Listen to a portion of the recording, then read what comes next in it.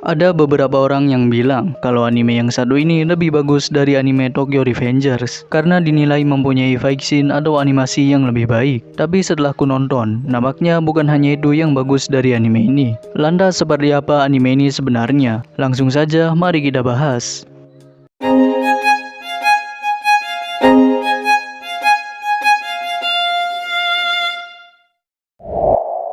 Oke, halo semuanya, dimanapun kalian berada. Kembali lagi bersamaku di channel Casual Anime. Di video kali ini, aku akan bahas anime Windbreaker. Anime ini merupakan anime baru yang tayang di Spring Season 2024. Awalnya aku pikir anime Windbreaker ini adalah adaptasi dari manhwa Korea dengan judul yang sama, yaitu manhwa sport tentang para pesepeda, yang mungkin kalian juga sudah tahu. Namun ternyata bukan. Anime Windbreaker ini ternyata diadaptasi dari manga Jepang dengan judul yang sama juga. Jadi anime Windbreaker ini menceritakan tentang dunia bocah berandalan di suatu SMA yang keseharian mereka adalah baku hantam alias gelut satu sama lain sesama bocah SMA. Jika kita mau bandingkan, bisa dibilang anime Windbreaker ini 11-12 mirip dengan anime Tokyo Revengers alias Tokrev, yang mana sama-sama menceritakan tentang bocah sekolah berandalan yang sering baku hantam, yang kesehariannya tidak jauh-jauh dari gelut dan berselisih. Pertama, mari kita mulai bahas dari karakter utama alias MC anime ini.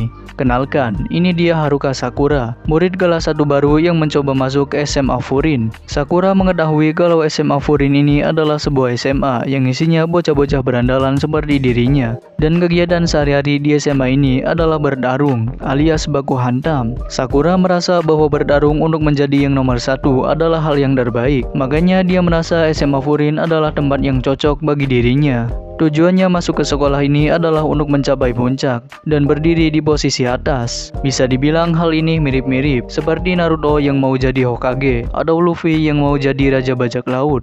Di episode satunya kita langsung dihadirkan dengan perselisihan antara Sakura dengan suatu geng, dan di sini kita diperlihatkan dengan Sakura yang nampaknya cukup jago dalam melakukan solo versus squad. Walaupun melawan banyak orang, tapi itu tidak jadi masalah baginya. Dan fight scene alias baku hantamnya Sakura di momen ini memang disajikan dengan animasi yang cukup bagus dan smooth.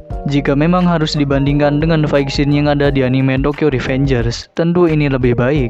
Dan sekedar informasi, kalau studio yang menggarap anime ini adalah studio Cloverworks. Studio ini memang sudah banyak menghadirkan adaptasi anime yang bagus dari segi visualnya, seperti Bocchi the Rock, Spy X Family, dan Fate Grand Order Babylonia. Makanya memang wajar jika anime Windbreaker ini punya fight scene yang bagus. Dan juga aku akui cukup suka dengan visual dari anime ini.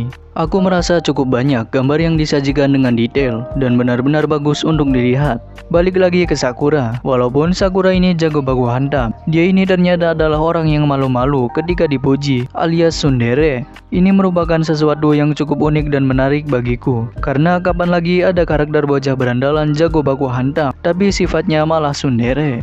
Dan jika kita perhatikan lagi, Sakura ini nampaknya juga punya nama yang feminim, karena setauku nama Sakura seringkali dipakai untuk karakter perempuan, seperti Sakura di anime Naruto atau Sakura di anime Fate series. Lalu tidak hanya itu, satu lagi yang menarik dari anime ini adalah tentang Sakura yang memiliki perbedaan pada fisiknya sejak lahir, yaitu di bagian rambut dan matanya. Kupikir awalnya warna rambut Sakura yang setengah-setengah ini memang sengaja dibuat, atau mungkin dia sengaja warnai rambutnya untuk menjadi seperti itu. Namun ternyata tidak demikian. Jadi rambut Sakura yang berbeda warna ini ternyata memang bawaannya dari lahir. Dan bukan hanya rambutnya, warna bola matanya pun juga berbeda satu sama lain. Karena hal ini Sakura pun seringkali dianggap berbeda dan bahkan menjijikan. Dan hal ini bisa kita lihat di menit awal episode satunya, yang memperlihatkan Sakura yang seolah-olah bimbang dan tertekan sedang berjalan di atas seutas tambang.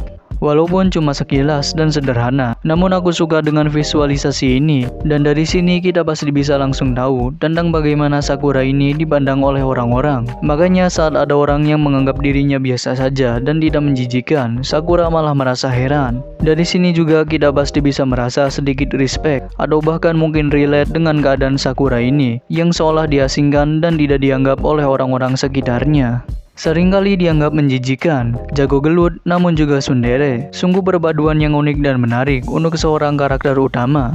Selain itu, satu lagi yang kurasa menarik dari anime ini adalah SMA Furin. Jadi memang benar bahwa SMA Furin ini berisikan bocah-bocah berandalan. Namun ternyata siswa yang jadi ketua atau pemimpin dari SMA Furin ini malah memberi perintah kepada siswa-siswa lain agar melindungi kota dan para warganya. Dalam 2 tahun terakhir, bocah-bocah berandalan dari SMA Furin ini telah melakukan peran sebagai pelindung kota. Karena hal ini, bocah-bocah SMA Furin pun jadi sangat dihargai oleh para warga di kota Makochi, dan mereka bahkan sampai diberi julukan, yaitu Windbreaker.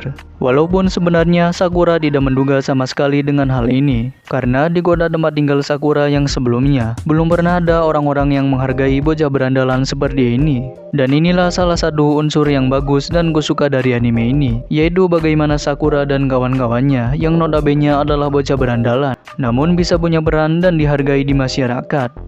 Terakhir mungkin aku akan sedikit membuat perbandingan antara anime Windbreaker ini dengan anime Tokyo Revengers.